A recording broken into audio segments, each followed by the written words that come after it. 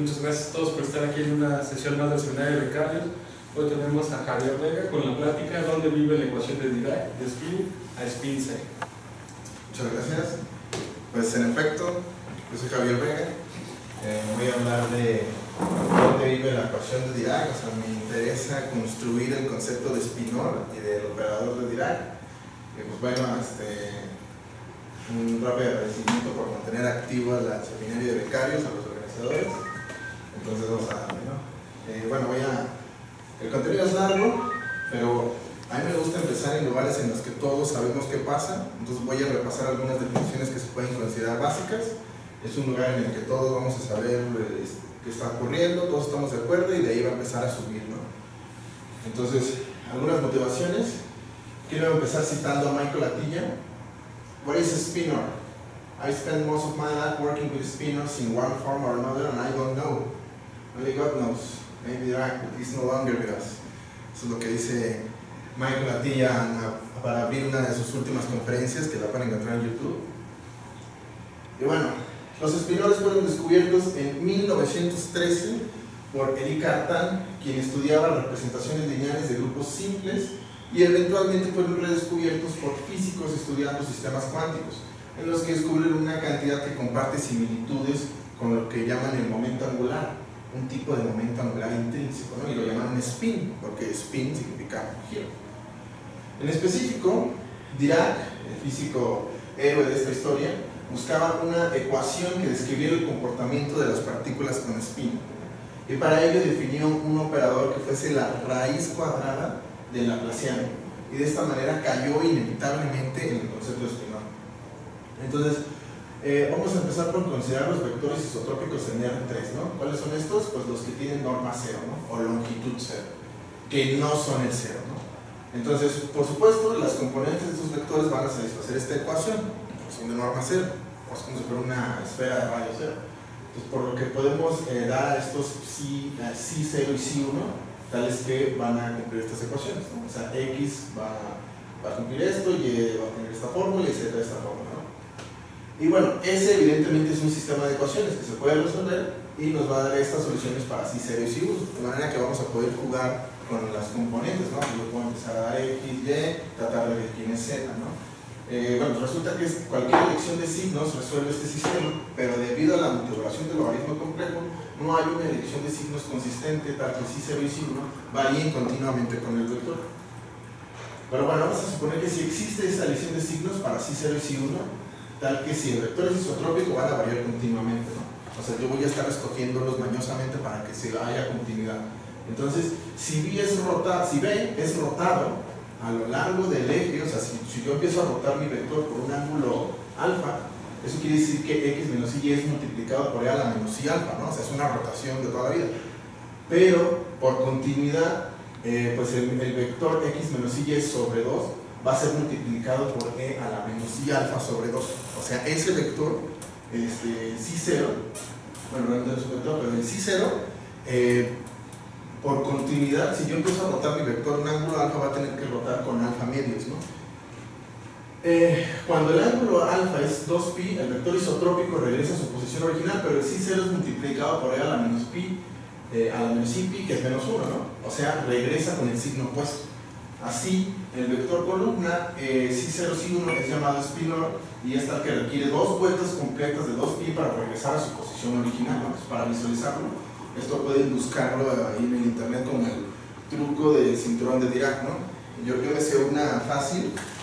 Agarramos un toro, bueno, una taza, y lo que vamos a hacer es girarlo, ¿no? Entonces yo hago una vuelta de 360, pero me quedo la mano chueca, tengo que volver a voltear y ahí está. Entonces ya tengo un ejemplo de algo que requiere dos vueltas para regresar a su posición original. Y la de Dirac, aquí traigo mi cinto y todo, es el truco del cinturón de Dirac, ¿no? O sea, tienes que dar dos vueltas, ¿no? Entonces voy a dar pi, 2pi, ¿no? Ahí va una vuelta, 3pi, 4pi, van dos vueltas. Entonces yo aquí ya no tengo derecho a invertir las orientaciones y voy a dar la vuelta.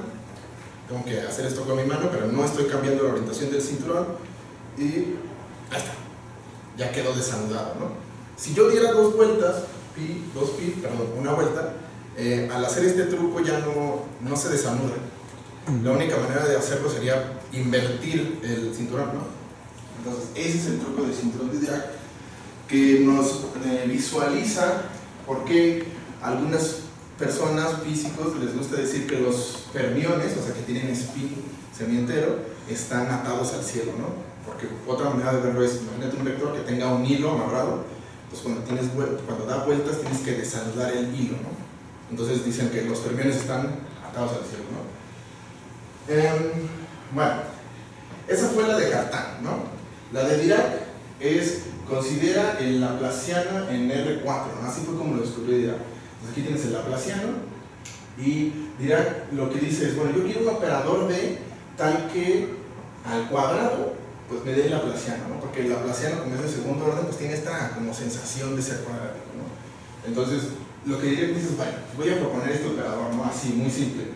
Necesito que cumpla ciertas cosas, entonces yo propongo este. Y al proponer este, pues obviamente si tú le aplicas D a D para tener D cuadrada, pues te van a salir por ahí productos cruzados de parciales de las que no te puedes deshacer. Entonces tú tienes que imponer estas relaciones, ¿no?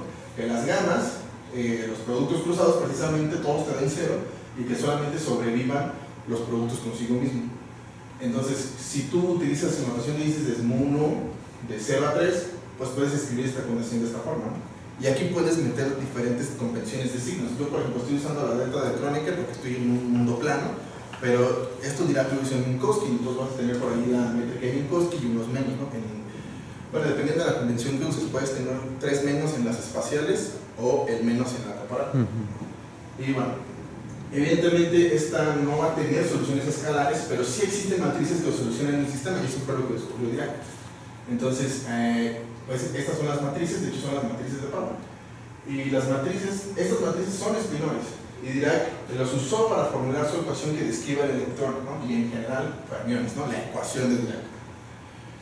Entonces, análogamente a cómo los campos vectoriales y las formas diferenciales pueden ser construidos a partir de las tangentes y el asco tangente, veremos cómo construir espinores a partir de las spin, ¿no? O sea, ya que tenemos esta idea intuitiva de, ok, existen estos objetos a los que llamo espinores, que son como vectores que tienen que dar 2 vueltas para regresar a su posición inicial, que son como la raíz del laplaciano, pues entonces quiero ver cómo construirlos geométricamente o qué hay detrás de ellos, ¿no? Entonces, pues vamos a agarrar nuestras herramientas geométricas, ¿no? Yo puedo definir haces tangentes, haces cotangentes, construir campos vectoriales, campos, formas diferenciales. Bueno, pues voy a ver si puedo hacer lo mismo con los espinores, ¿no? Y voy a construir un as spin.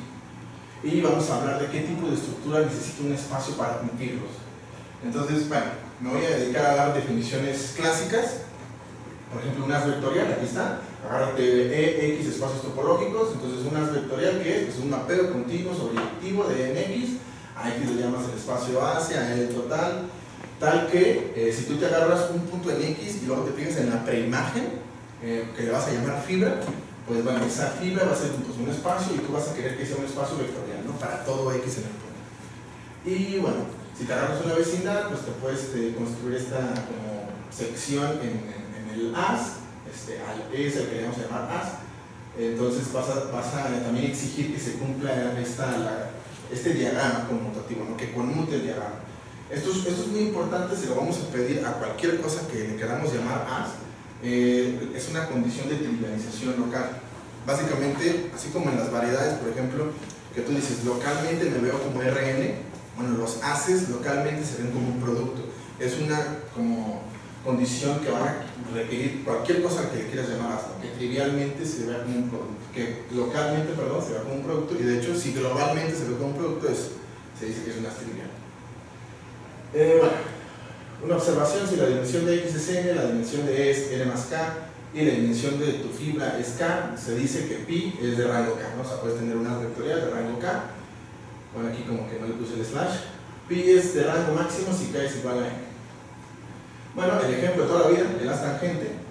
Básicamente la construcción usual o a la primera que nos enfrentamos es agárrate la unión de todos los espacios tangentes, o sea, de todas las fibras, y a eso le vas a llamar el as tangente, ¿no? Aquí está. Pero, como este mapeo de fibras, ¿no? Digamos, en el espacio es continuo sobreyectivo, pues me sirve para definir lo que yo llamé un as vectorial, ¿no? Va a cumplir esta condición de trivialización local. Entonces, de hecho, este es uno de los ejemplos prototipo para lo que vamos a llamar haces fibrados y también es la razón del nombre AS, ¿no?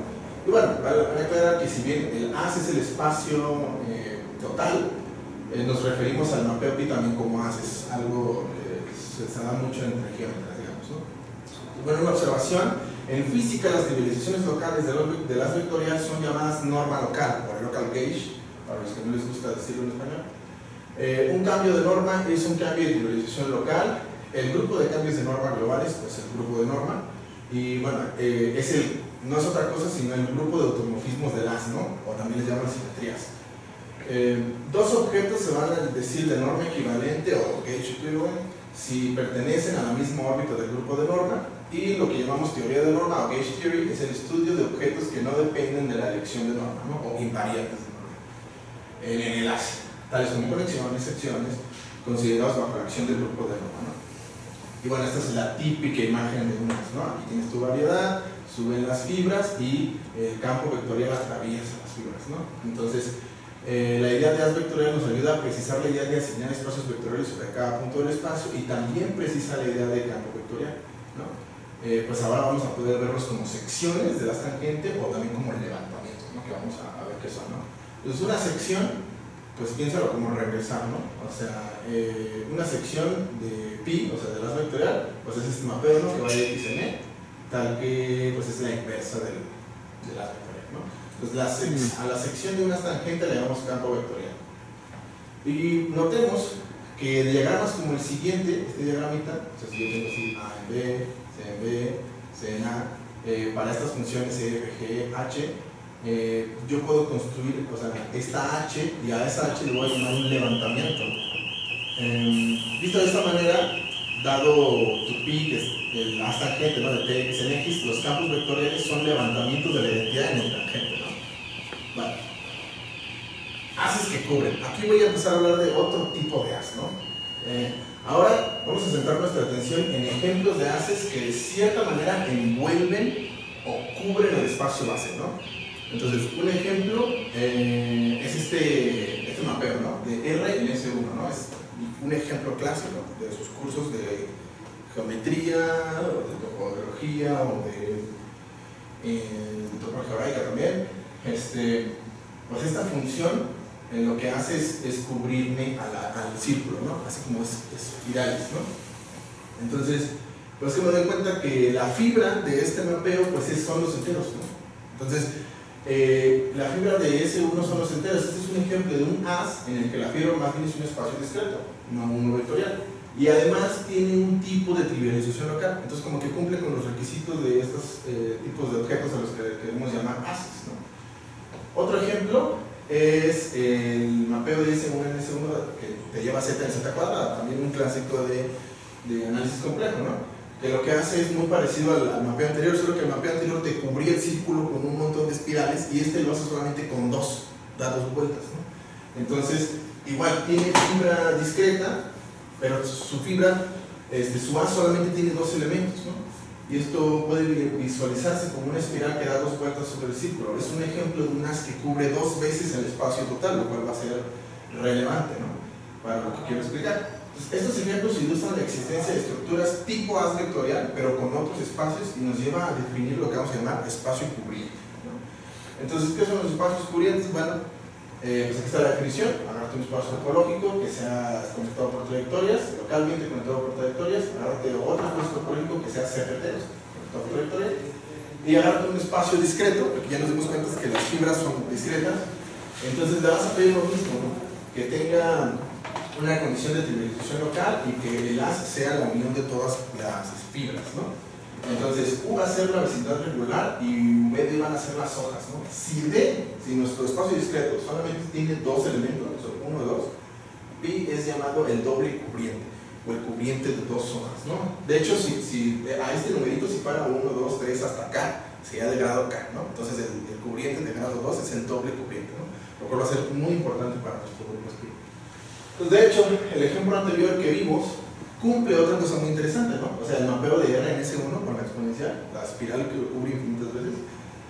Como S1 es conexo, es el círculo, localmente siempre es conexo, si tú te agarras otro cubriente, otro pi prima, digamos, Entonces va a existir un homeomorfismo tal que tú puedes construir este diagrama como un totipón. Es decir, el cubriente de pi está determinado de manera única salvo homeomorfismo, ¿no? Motivando la siguiente definición. Cuando eso ocurra, le vamos a llevar un cubriente universal, ¿no? O sea, si tú te agarras tu espacio, es simplemente conexo, tu total, y básicamente tienes el cubriente determinado salvo homeomorfismo, pues entonces eso va a ser un cubriente universal. Entonces un ejemplo interesante de un cubriente universal es este, ¿no? Como SU2 es el cubriente de SO3, ¿no? Entonces aquí hay una manera, digamos, relativamente sencilla de verlo. Te agarras SU2, ¿no? De manera explícita son estas matrices que tienen entradas complejas y el módulo de A cuadrado más el módulo de A cuadrado es igual a 1, ¿no? Bueno, entonces, como R4 es homeomorfo a C2, podemos pensar en S3 de esta manera, ¿no? O sea, S3, pues básicamente la condición de ser esfera, ¿no? Y eso quiere decir que SU2 lo puedes ver como estas matrices de entradas complejas que están en S3, por esta misma relación aquí que le estabas pidiendo desde antes. Entonces podemos dar este digeomorfismo, ¿no? Entonces ya viste que SU2 es digeomorfo a S3, esto prueba que SU2 es simplemente conexo. Entonces cumple esta condición crucial para ser cubriente universal. Y por otro lado, SO3 es homeomorfo a SU2 módulo Z2, ¿no? Lo cual no voy a probar.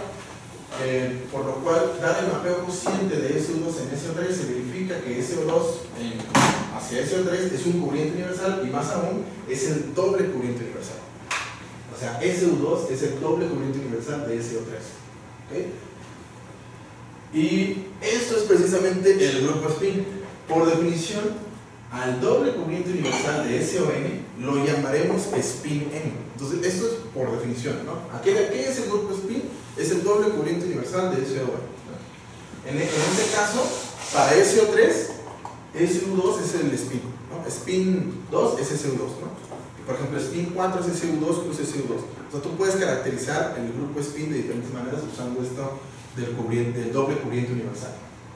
Bueno, ahora voy a repasar algunos ingredientes algebraicos. ¿Por qué razón?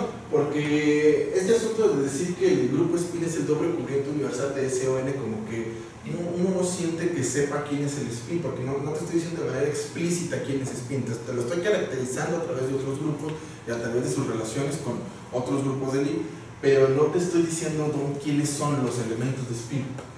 Bueno, el acercamiento paramétrico que pretendemos dar para construir los spinores y el operador de ideal deja un hueco porque en ningún momento decimos quién es el grupo spin, que es lo que les decía, ¿no?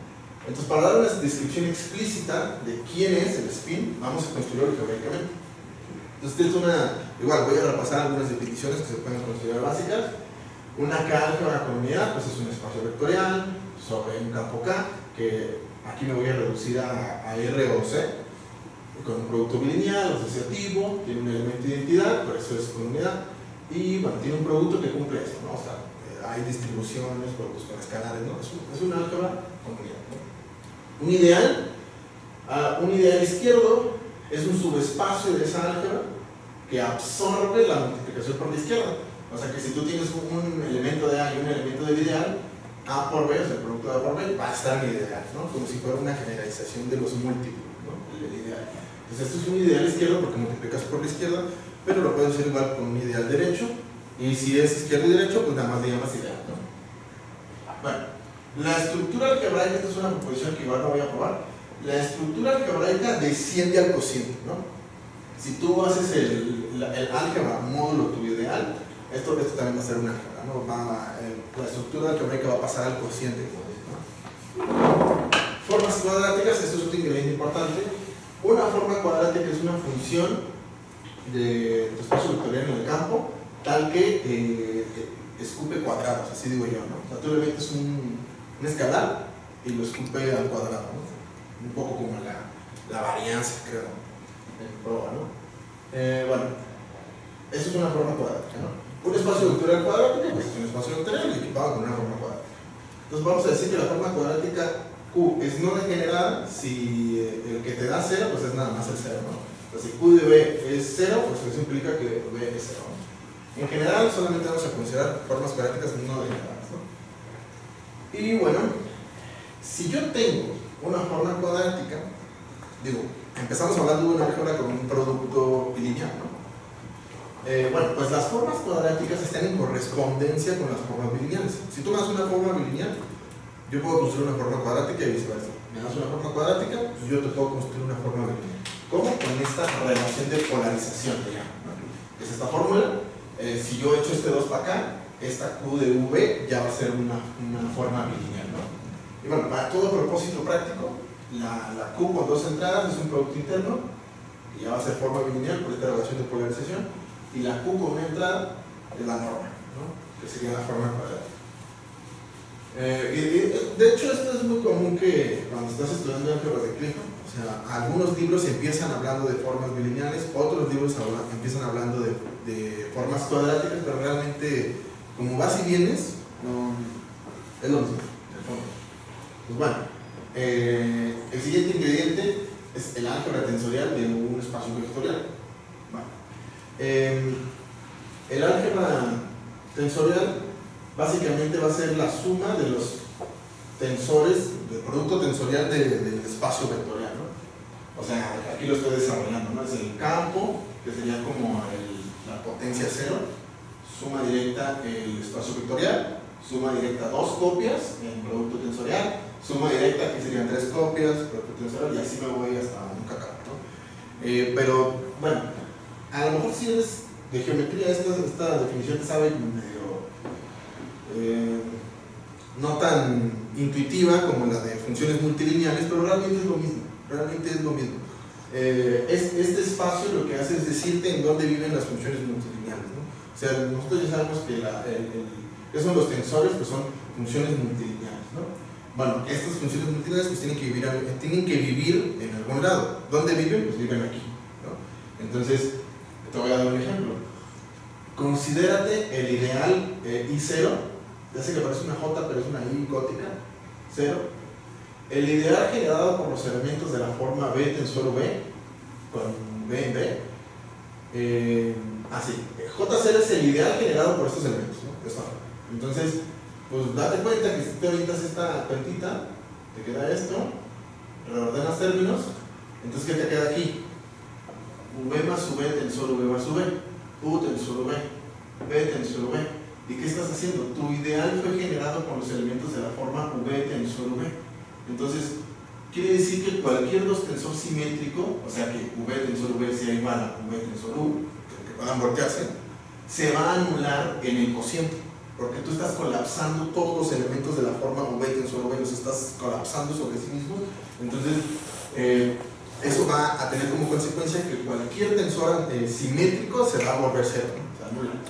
Entonces, y como ya habíamos dicho que los ideales hacen que desde la estructura algebraica descienda al cociente, pues esto también es un álgebra, ¿no? Y bueno, el álgebra tensorial de V, módulo de este ideal, pues es precisamente el álgebra exterior, ¿no? Entonces el producto tensorial en el álgebra tensorial de V desciende al cociente, ¿no? Lo estoy denotando de esta forma porque es precisamente el álgebra exterior y se denota por V wedge U o V cuña U, ¿no? Es el álgebra de formas de toda la vida, ¿no? Entonces, ¿qué es lo que estoy viendo? Pues que realmente yo puedo recuperar el álgebra que yo quiera haciendo cocientes de álgebra tensorial con el ideal correcto, ¿no? Entonces, nuestra idea de que los tensores son funciones multilineales, como formas, como campos, o métricas, no está en desacuerdo para nada con esta idea del álgebra tensorial. Ahí vive,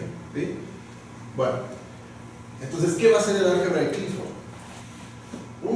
Agárrate un álgebra equipada con una forma cuadrática Q y agárrate IQ, el ideal generado por los elementos, ojo, de la forma V tensor V más QV, y bueno, le tienes que multiplicar por un 1, ¿no? Porque este QV pues, no vive en el álgebra, ¿no? Lo multiplicas por 1, por la unidad del álgebra y ahora ya está bien definida tu suma, ¿no? Entonces, chécate que es muy parecido a lo que hicimos anteriormente, le estamos pidiendo elementos de la forma V tensor V, pero le estoy agregando esto, ¿no? Es la forma cuadrática. Entonces, el álgebra de Clifford es este cociente. Agárrate el álgebra tensorial generado por V, agárrate el ideal generado por la forma cuadrática y los elementos V tensor V, haces el cociente, ya sabes que va a descender bien el cociente, pues eso va a ser tu álgebra de Clifford, ¿no? Y de hecho, si Q fuera 0, lo cual justifica esta notación de J de I0, pues recupero el álgebra exterior. Entonces, nótese que la graduación en Z ya no tiene sentido. Acá, de hecho no lo mencioné, pero aquí voy a heredar una graduación en Z. O sea, voy a tener, y de hecho, por eso digo que tiene sentido, porque el álgebra exterior ya sabemos que está graduado, ¿no? Pero acá, la graduación en Z ya no va a tener sentido en este cociente, porque por ejemplo el 2 tensor, V tensor V y el 0 tensor menos QV representan el mismo elemento VV igual menos QV, ¿no? En el álgebra de Clifford. Entonces ya no tienes una graduación en Z, ya no tienes de que grado 1, grado 2, grado 3. Pierde la graduación en Z, pero sí tiene una graduación en Z2, que es a lo que le suelen llamar una superálgebra. Si tienes una graduación en Z2, o sea, es básicamente lo estás descomponiendo en 2. Y de hecho es muy común que el álgebra de Clifford la descompongan en le llaman una descomposición de paridad en los más y los menos, ¿no? Que usualmente eso es lo que hace Z2, ¿no? Que separa todo en pares o impares, ¿no? Entonces suelen llamar el subálgebra par o el subálgebra impar de Clifford. Y bueno, para futuras referencias, si buscan de estos temas, pues a cuando hay una graduación en Z2 se le llama superálgebra, ¿no? O sea, existe esta descomposición. Aquí yo estoy usando 0,1, pero si buscan en distinta literatura puede que le pongan aquí más, menos, ¿no? Depende del autor. Bueno, nosotros nos vamos a enfocar en el álgebra de Clifford real, ¿sí? Vamos a centrarnos en el estudio de formas cuadráticas positivas definidas, lo que quiere decir que VQ es un espacio vectorial con producto interno real, ¿no? Luego, una elección de base ortonormal identifica VQ con Rn y la forma estándar, le vamos a llamar, que ya habíamos dicho que podemos pensar en esto como la norma, ¿no? Entonces, pues en efecto, ¿no? Si yo tengo un espacio vectorial pues, de dimensión finita, pues yo siempre lo voy a poder identificar con algún Rn, y yo puedo echar la base de Rn, la canónica, pues la aviento para el espacio vectorial y tengo una identificación. Entonces, por esta razón, nos va a bastar estudiar el álgebra de Clifford sobre los reales con la forma cuadrática estándar, ¿no? Y a esa la vamos a llamar CLM, ¿no? O sea, el álgebra de Clifford de dimensión n, digamos, ¿no? Le puedes llamar álgebra de Clifford real de dimensión n. Para ejemplificar y aterrizar un poquito sobre qué andamos haciendo, dónde andamos, bueno, pues si n fuera 0, pues son los reales, y los reales es una álgebra pues, real. Si n es 1, pues tienes bases 1, B1, donde E1 al cuadrado va a ser menos 1. O sea, estás encontrando la unidad imaginaria. Entonces, en efecto, el álgebra de tipo real de dimensión 1 es los complejos, ¿no? Como álgebra sobre los reales, ¿no? El de dimensión 2 tiene base 1, E1, E2 y luego el producto de 1, E2, ¿no? O sea, como que te está diciendo cuántos elementos tengo y luego hago los productos y ahí es donde voy a tener mi base. Y en este caso todos los elementos, excepto el 1, son raíces de menos 1 y anticonmutan entre sí. O sea, son los IJK de los cuaterniones, ¿no? Entonces CL2 pues, son los cuaterniones, ¿no? Va. Bueno, pues ya nos estamos acercando a poder dar la definición algebraica de qué es el grupo spin, ¿no? Pues te vas a agarrar el grupo multiplicativo de elementos invertibles en tu álgebra de tipo real. Y pues este grupo tiene a todos los elementos no cero, ¿no? Por esta relación de aquí. Y pues te agarras un B no cero, ¿no? Entonces vas a definir el grupo PIN, un gran comediante el que definió esto, ¿no? Porque define el grupo PIN para luego poder definir el grupo spin, ¿no? En el mismo espíritu del ON y el SON, ¿no? O el UN y el SUN, es como que se inspiró, y luego voy a tener el grupo spin. Entonces el grupo PIN son estos, aquí está su definición. Y el grupo spin va a ser el grupo PIN, intersección, con el álgebra de Clifford, la subálgebra par, ¿se acuerdan? Les había dicho, de dimensión n, ¿no? Y aquí está, estos son los elementos del álgebra de Clifford, que son estos pues estos vectores, estos objetos que requieren dar dos vueltas, ¿no? Para regresar a donde estaban. Bueno, ahora sí vamos a regresar a la geometría, ¿sí? Bueno, vamos a seguir dando algunos ingredientes básicos, insisto, son cosas que todos entendemos y de ahí nos empezamos a levantar hacia lo que ya es un poco más complicado. Entonces, una acción de grupo, ¿qué es? Pues es un grupo actuando sobre un conjunto X, es decir, que lo dota de un producto, ¿sí? Y tú puedes agarrarte un elemento del grupo y multiplicarlo con un elemento de tu conjunto y ahí, en ese momento estás actuando, ¿no? El grupo está actuando sobre el elemento y puede actuar por traslaciones, conjugaciones de distintas maneras, ¿no? Eso es una acción de grupo. Y pues le vas a pedir que cumpla esto, ¿no? ¿Por qué? Pues porque quieres estructura, o sea, no puedes actuar de cualquier manera y esperar que salga algo chido, ¿no? Tienes que pedirle estructura.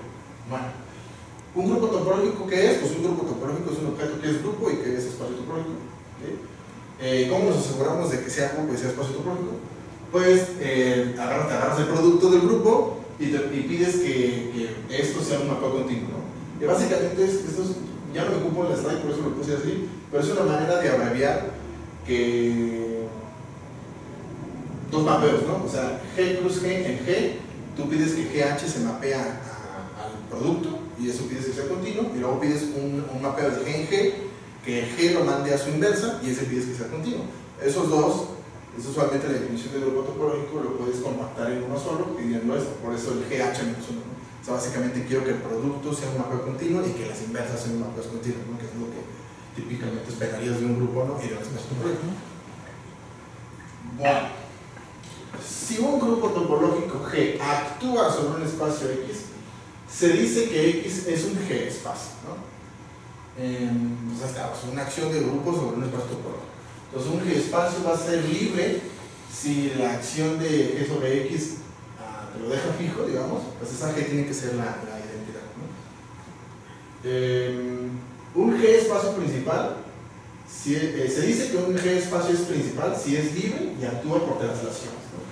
Pues es común llamarles grupos libres y transitivos a estos G espacios principales, ¿no? O sea, básicamente estás definiendo una acción de grupo sobre un espacio topológico, le estás pidiendo que actúe de esta manera, que sea libre, que lo haga por traslaciones. Eso es importante, ¿por qué? Porque cuando tú trates de definir acciones de grupo, ya no sobre espacios topológicos, sino sobre variedades, a ti te va a interesar descender al cociente de manera correcta. Así como los ideales te permiten descender al cociente preservando estructura algebraica, pues estas acciones de grupo en variedades te permiten descender a cocientes y seguir siendo variedad. Entonces, a estos les llaman espacios homogéneos, ¿no? Porque con estas acciones de grupo puedes definir relaciones de equivalencia o grupos colaterales y eso, y pues definir cocientes, y pues lo que te interesa es eso, descender al cociente, ¿no? Por eso es importante que actúen de esta manera, ¿no?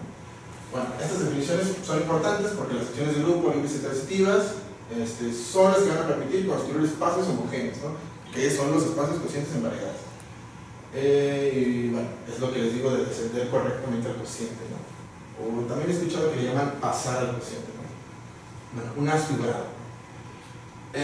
Para ser consistente con la terminología y cómo estoy construyendo ahí una lingüística para poder hablar correctamente, pues voy a decir que un as es un mapeo, para irme para todos los dos puntitos de MX, en el que podemos construir fibras, ¿no? Aquí ya no estoy diciendo as vectorial, o as discreto, que sería como un cubriente, simplemente estoy diciendo un as, ¿no? Entonces lo que quiero es poder construir fibras, como el as vectorial, y así un as fibrado es un as con una acción de grupo libre transitiva. El as fibrado es la generalización de los ejemplos de ases que ya estudiamos, ¿no? Tales como ases vectoriales y mapeos cubrientes. Esta acción de grupo es lo que necesitamos para la propiedad crucial de ser localmente trivializable, que es lo que les decía, que los ases tienen que cumplir. O sea, los ases son cosas que localmente son productos, globalmente ya son otra cosa. Entonces, tú tienes que aventarte a toda esta construcción para poder definir la propiedad de ser localmente trivializable. Y ya cuando lo logras, ahora sí ya puedes decir, esto es un as, ¿no? ¿Qué tipo de as? Un as fibrado, porque ya no tengo una estructura específica. Ok. El as de Marcos. Por eso necesitamos construir todo esto. Vamos a introducir una noción crucial para poder construir la estructura spin. consideremos un haz vectorial de rango K, ¿no? Entonces, los marcos, ¿qué son los marcos? Pues básicamente, si tú te paras en un punto de la variedad, pues en ese punto tienes un espacio tangente, ¿no? O la fibra. Bueno, es un espacio vectorial, o sea que tiene una base, ¿sí? Pero pues puede tener diferentes bases, ¿no? Si te agarras distintas cartas y todo el rollo. Además, un espacio vectorial, pues en general, tiene distintas bases y se puedes definir cambios de base. Bueno, una base de un espacio vectorial es un marco, como marco de referencia, ¿no? Es un marco. Y pues ahí está, estos son los marcos, ¿no? Son todas las colecciones de vectores en el espacio que generan al espacio, ¿no? Entonces, FR es por frame, ¿no? Son todos los marcos, o sea, bases ordenadas del espacio X, ¿no? Que en este caso me estoy agarrando específicamente fibras de unas, ¿no? De unas vectoriales. Entonces, naturalmente, esta colección induce un isomorfismo lineal, que es lo que les decía hace rato, ¿no? Si tú tienes un espacio vectorial de dimensión finita, pues tú lo puedes identificar con RK y puedes empujar la base canónica en la base del espacio vectorial. Pues tienes este isomorfismo lineal que hace esto, ¿no? Empuja la base canónica en la base del espacio, ¿no? Y va, entonces, si tú te agarras una matriz en general lineal, pues claro que puedes hacer esto, ¿no? O sea, puedes agarrarte el producto de esa matriz con un marco, la vamos a llamar, y te va a dar otro marco, ¿no? O sea, es un cambio de base, ¿sí? Es decir, que la acción de GL en los marcos es un marco, ¿no? Para todo marco, ¿no? De hecho, la acción del grupo GL sobre las de marcos, bueno, este no es el haz de marcos, este es el conjunto de los marcos, es libre y transitiva. Entonces, tenemos todo a la mano, ¿no? Tenemos una acción libre y transitiva del grupo, por lo cual puedo convertir esto en un haz. O sea, te va. El conjunto de marcos y el GL son homeomorfos. Sin embargo, el conjunto de marcos no tiene estructura de grupo, ¿no? Y esto es una manera de decir que no hay un marco preferencial. Entonces, el haz de marcos, pues por eso les puse el ejemplo del haz tangente, pues vamos a hacerlo en el mismo espíritu, ¿no? O sea, así como el haz tangente yo lo puedo definir como la unión de todos los espacios tangentes, pues voy a decir que el haz de marcos es la unión de todos los conjuntos de marcos en cada punto de la variedad. Entonces, de esta forma, al igual que hicimos con el haz tangente, vamos a escribir el haz de marcos como un haz vectorial, de esta forma, ¿no? Y ello nos permitiría considerar acciones de grupo sobre el haz. Entonces, como que estoy ahí recogiendo cada pedacito de ingrediente que ocupo para construir el haz spin, ¿no? Entonces, si consideramos una métrica riemanniana en la variedad, en lugar de actuar con elementos del GL sobre las de marcos, podemos considerar la acción del grupo ortonormal, ¿sí? Lo cual lo describiremos, o sea, ¿qué me permite la métrica riemanniana? Pues me permite decir si un marco es ortonormal, ¿no? O sea, le pido la condición de ortonormalidad toda la vida a cada marco, y entonces ya no estoy actuando con el GL en el haz de marcos, estoy actuando con ON, ¿sí? Entonces tengo una acción de grupo de ON sobre el haz de marcos, y de hecho podemos considerar acciones de grupo sobre el haz de marcos por cualquier grupo de Lie. O sea, en particular nos van a interesar las acciones de grupos del grupo spin, que ya hemos definido, ¿no? Como el doble cubriente universal de SON, y que también lo definimos de forma algebraica. Vamos a considerar la acción de este grupo de Lie sobre el haz de marcos y la acción del grupo de SON sobre el haz de marcos, ¿no? Porque van a cumplir esto de ser libre y transitiva, de ascender al cociente. Entonces, esto nos va a poder construir estos diagramas de aquí, ¿sí? Son acciones. Estoy actuando con el grupo spin y con el grupo SON sobre el haz de marcos. Entonces, cada acción me va a dar un diagrama, ¿no? Este es el diagrama de la acción de SON sobre el haz de marcos. Este es el diagrama de la acción del grupo spin sobre el haz de marcos. Entonces, si yo junto estos dos diagramas, si te fijas, aquí está la acción de SO sobre el haz de marcos, la acción de spin sobre el haz de marcos, y aquí está. Voy a poner arriba la de spin. De hecho, igual debería poner aquí arriba la de spin para que se vea más natural.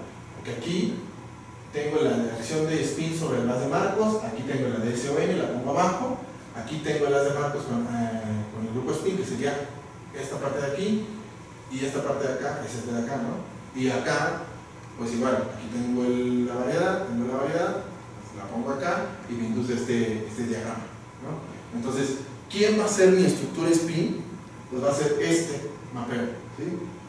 Que es los levantamientos de la acción de grupo de SON en el haz de marcos sobre la acción de spin sobre el haz de marcos, este levantamiento es lo que me va a producir los espinores.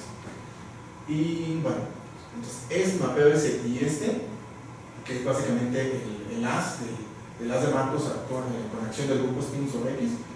Esos son mi estructura spin, ¿no? Entonces, ¿qué es una estructura spin? Es esta pareja, tal que el diagrama anterior connote, ¿sí? S y S es el haz spin. Esto nos permitirá definir espinores en cualquier variedad que admita una estructura spin o espinorial. Básicamente lo tengo todo, ¿sí? Ya tengo mi haz spin construido, ya definí una estructura spin que me va a permitir definir variedades de spin, ¿no? Como las estructuras diferenciables y todo eso, ¿no? Las topologías te permiten definir espacios topológicos, las estructuras diferenciables te permiten definir variedades diferenciables, métricas riemannianas, variedades riemannianas. Bueno, la estructura spin te permite definir variedades de spin en donde vas a poder construir los espinores, ¿no? Bueno, hay condiciones de obstrucción. No cualquier variedad admite una estructura spin, ¿no? Pues una condición para la existencia de estructuras spin es la siguiente, ¿no? X admite la variedad admite una estructura spin si solo si la segunda clase de Stiefel-Whiteley se anula, es cero, ¿no? No voy a demostrarlo evidentemente, si no demostré las anteriores que eran relativamente más básicas, esta estaba fuertísima. Entonces, para empezar, pues ya vimos que la variedad tiene que tener una métrica riemanniana, ¿no? Entonces tienes por ahí una elección de métrica riemanniana, ¿no? Y aquí, pues esta es la segunda clase de Stiefel-Whiteley, ¿no? Debido a estas condiciones de obstrucción, es deseable definir una versión de las estructuras spin que exista en una clase más amplia de variedades. O sea, como que te preguntes, a ver, ¿qué ingredientes le puedo poner, le puedo quitar para ampliarlo y que poder construir espinores en cualquier lado, ¿no? En una clase más amplia de variedades? Bueno, esto nos lleva al concepto de spin C. Entonces la definición es esta: el grupo spin C, o la complejificación si lo quieres ver, pues es el grupo spin cruz Q1 módulo Z2, ¿no? Este es el grupo spin C. Entonces, esta definición nos permite reescribir el diagrama de la estructura spin para spin C. Entonces en este diagrama de acá sustituyes spin por spin C, te van a quedar por ahí, si metes a la literatura vas a ver que hay unas secuencias cortas exactas que generadas por spin y otras generadas por spin C, que te van a revelar el por qué spin C es admitido en una clase más amplia de variedades, ¿no? Y luego suelto esta otra proposición igual salvajísima, que está demostrada, ¿no? Esto es cierto. Toda cuatrovariedad admite una estructura spin C. Toda cuatrovariedad oriental admite una estructura spin C. Entonces, pues esto es tremendo, ¿no? Tú dirías, bueno, pero ya tenía spin, ¿por qué andar con el spin C? O sea, ¿qué tiene? Bueno, te voy a dar una razón muy precisa de por qué. Los invariantes de Donaldson, ¿no? Las ecuaciones de Seiberg-Witten. Básicamente el trabajo de Seiberg y de Witten fue utilizar estructuras de spin C para demostrar lo que ya hacían los invariantes de Donaldson, pero de una manera mucho más simple y elegante. Y lo que estaban haciendo eran cosas, bueno, al menos Witten, lo que estaban haciendo eran cosas de teoría de cuerdas, ¿no? Y ya por fin, ya que tengo toda esa estructura, ya que dije cómo construir los espinores, el haz spin, la estructura spin, ya puedo empezar a hablar del operador de Dirac, pero obviamente aquí me va a quedar corto porque ha sido una larga travesía, pero para poder hablar del operador de Dirac, aún debemos definir la conexión spin, ¿sí? Y la correspondiente derivada covariante spin, ¿no? Pues en el caso riemanniano ya contamos con la conexión de Levi-Civita y su derivada covariante. ¿Cómo hacerlo para el caso spin? Pues como les dije hace rato, lo que vamos a hacer es levantamiento. Vamos a levantar el haz de marcos con acción SON en el haz de marcos con acción spin. Pues para hacer un levantamiento equivariante de la conexión de Levi-Civita, la vas a levantar de Levi-Civita al marco de spin y ahí vas a tener tu conexión spin, ¿no? Entonces, si te agarras una variedad de spin, se equipara con una estructura spin, tienes tu haz spin, tienes tu doble cubriente universal. Entonces la conexión spin es la monoforma que está evaluada en el álgebra de Lie del grupo spin, y esta es la definición, ¿no? Básicamente el push forward compuesto con el pullback de la de Levi-Civita, ¿no? Pues la estás jalando, la estás levantando hacia el haz de marcos en spin, ¿no? Y pues naturalmente la conexión spin va a ser por definición la conexión definida, la derivada covariante definida con esta conexión spin. Entonces, Es así que definimos el operador de Dirac en una variedad de spin como el operador diferencial de primer orden sobre las spin, ¿no? De esta manera. Estos dos spin y este va a ser el operador de Dirac, ¿no? Sobre secciones de las, actúa sobre los psi, que son los spinores, y aquí tienes tu conexión spin como la vimos definido, con la derivada covariante. Entonces, pues estos son es un marco ortonormal orientado y por supuesto no depende de la elección de marco, ¿no? Pues en física suele tomarse un sistema de coordenadas de esta forma y escriben el operador de Dirac con esta notación. Entonces, bueno, ya para terminar, pues por supuesto el operador de Dirac puede ser formulado en cualquier variedad que admite una estructura spin y como era de esperarse, pues las estructuras spin se definen otra versión del operador de Dirac que puede ser escrita en variedades spin, sería como un operador de Dirac de spin-set. Y pues básicamente aquí termina mi participación, la historia que les quería contar. Estas referencias son tremendas, básicamente aquí les dejé el link, de este sujeto, es un curso que se aventó, ahí con lujo de detalle, lo muestra todo. Bueno, un clásico, el Five Wonders del Moller y este librazo también, de Wild World of Four Manifolds. Pues muchas gracias. ¿Alguien tiene alguna pregunta para nuestro expositor?